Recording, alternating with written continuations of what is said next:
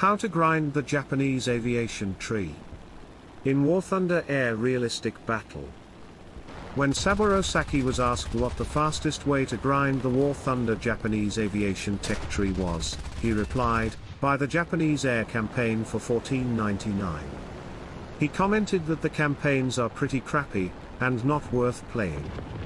But, the campaign pack comes with the premium A7M Co at rank 4, which is the best value premium in the game. Players will discover, their first ace game in the A7M Co will grind rank 1, their second ace game in the Co, rank 2, and so on, and so on. Soon players will be crying salty top tier supersonic tears, in one of the most effortless tech tree grinds in the game. The Japanese tech tree is dominated by the A7M Zero. There are 9 Zero variants that can be researched, and as the BR increases, so does the horsepower, cannons, and weight. The later Zeros, like the A7M have self-sealing fuel tanks and pilot armor, to increase survivability. This is my shocked face gif.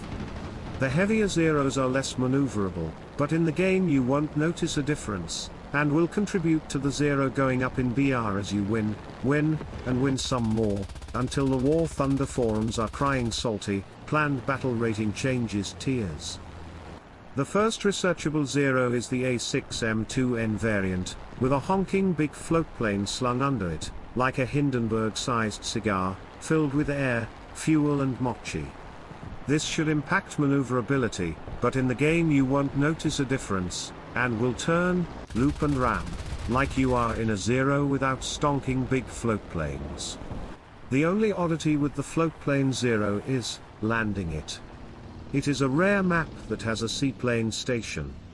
Be prepared to slip, slide, grind, and flip over when you land without wheels on an airfield. Good luck, sailor. The A7M2 Model 21 cleared the skies over the Pacific Ocean.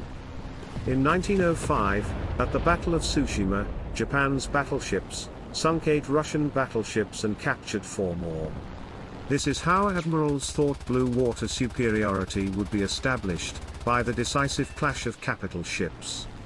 Japan threw this doctrine out the window, when a mobile carrier task force, Kido Butai, attacked Pearl Harbor, sinking 19 ships, including 8 battleships. From that point on, the carrier task force was how military force was projected. The Zero was not the tip of this spear, that was the Aichi Type 99 dive bombers, but the Zero established air superiority, so that the dive bombers and torpedo bombers could hit their targets unmolested. The Zero is light, very light, extremely light, so light they had to be tied down on airfields in case they floated away like a sky lantern at a festival in Thailand. The Zero is light, very light, because Japan wanted aircraft that could range across the large land masses of China and Russia, as well as the endless seascape of the Pacific, but the pilots wanted a fast plane that was maneuverable and climbed like the Harry Clappers. To achieve these contradictory requirements, Japanese engineers eliminated anything that wasn't either a pilot, fuel, or a lift-providing surface. The engineers threw out radios, armor, ammunition, self-sealing fuel tanks, and the concept of survivability. The Imperial Navy, Imperial Air Force, and Japanese pilots were so happy, this design mantra was extended to all fighter, bomber, and seaplane aircraft. Jiro Horikoshi wondered if his Zero design would fit the meta of a dogfight simulator with a battle royale mode. The answer is yes, it is the Air RB meta. To learn to Zero is to learn the Japanese play style. Itakimasu. Climb like a point-to-point fighter at 220 km an hour indicated airspeed.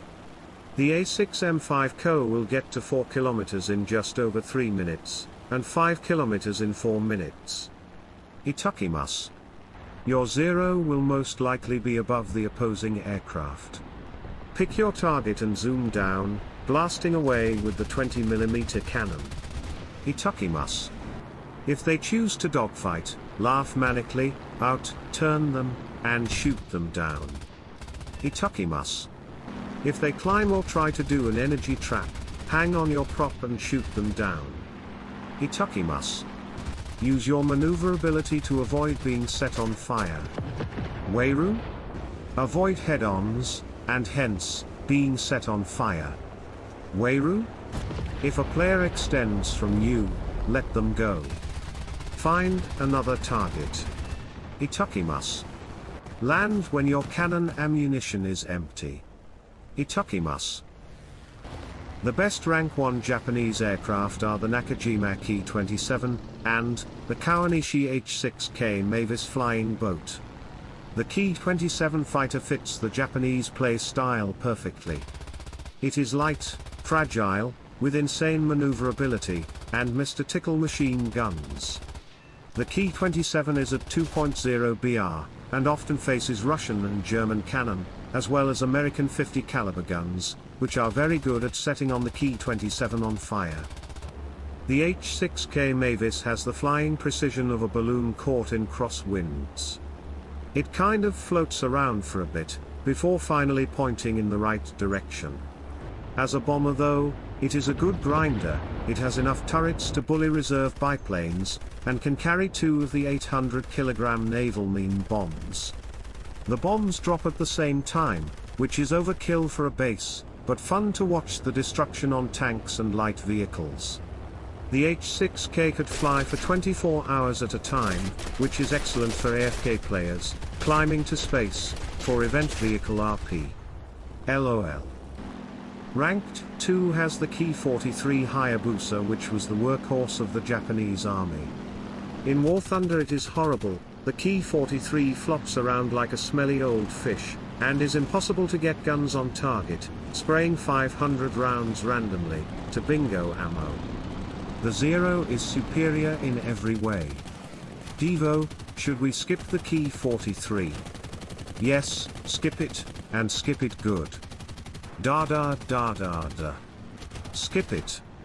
The Ki-44 and Ki-61 are heavy fighters, and play more in the mold of the Bf-109. They are at their best, when maintaining speed, and working the vertical.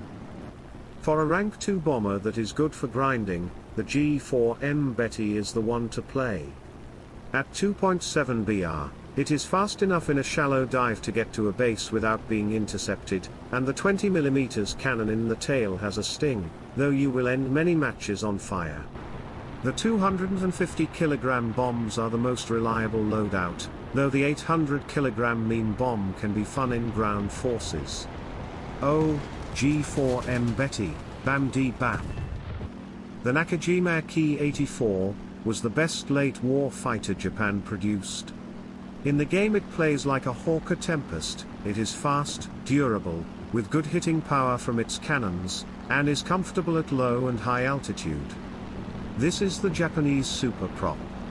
It is competitive with its peers and early jets. Itakimas. The J2M Raiden is unique in the Japanese tech tree, as it was designed as a bomber interceptor. Airby matches start with the scramble. Aircraft take off, and then compete in a climb.